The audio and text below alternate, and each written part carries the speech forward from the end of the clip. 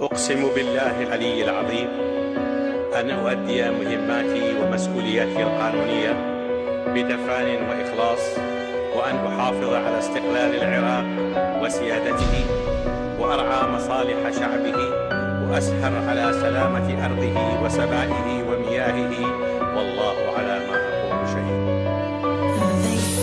آسف سيد الرئيس، لازم تقرأ هالرسالة، اختصرت اللي أقدره واعتذر لك على الإطالة. أنا أمثل كل مواطن عنده غيرة وبيه حمية، أنا أمثل كل عراقي عانى ضيم الطائفية. انشغالك في أمرنا صارت أكثر من مواجع، لكن احنا ما شكينا بنعمة الله كل شقانا. اسمح سيد الرئيس، جملة تعجز الانتظار، وأنا أكتب بالرسالة أسمع أصوات انفجار. أنا عذرك ما سمعتها، عايش انت بنص ستار من الحواجز حتى تحمي نفسك انت من الدمار. أنا أكره هالحواجز بسببها حس بعيد، لأنها تمنع أن تسمع دمعة سالت لمشهيد. كل ما لها قبر بنها تحط له جثة عنها ضاع، أنت بضحكة وعدتها كل ما تعقد اجتماع. يا رئيس من انتخبتك قلنا نبشر مرة خير، كل أملنا بالأمان وننطي خبزة للفقير. شو صفينا كنا فقرة وانت عايش بالقصور، لا تفكر أرد حزدك أنا قانع بالأمور. حقك انت ما شفتني أنا يم حجمك صغير، انت بيتك كله يلمع وانا قاعد على الحصير. يا رئيس الدولة سافر حل الأمور الخارجية، وانا ويا جار عارك لو أكتله على الهوية. انت آلاف الجنود تحمي بيتك وانا حامي، حتى ما يقدر يبوقه انطي جيبي للحرام. خلنا فطنا كله اخذه وخلى عيش بنص امان، انا وعدك انتخبكم اخذ صبعي للضمان، او اقول لك اخذ صوتي وحتى عمري ما اريد. حلم اشوف اطفالي تضحك لو يمرها مرة عيد. يا رئيس الشكوى لله، لكن اكتب وانت تقرش كم مريض اللي يموت لان علاجه يلقى برا. من يموت يريد حفرة، يا رئيس انطونا حفرة بيها ندفن تبقى للمقابر عدنا سفرة. احنا بكل شي عدنا فقرة، منطقتنا كلها موت، حتى عزرايل يخجل لمو بنها من يفوت. دمعة عدنا بيها صوت قس سعادة لضحكتك، ما هو قصدي بيك اقارن، انا اسف لو جرحتك. نص ولدنا ضحوا لاجلك، ضحي مرة وحزن قيس، ما تكفه الرسالة. اسف سيد الرئيس.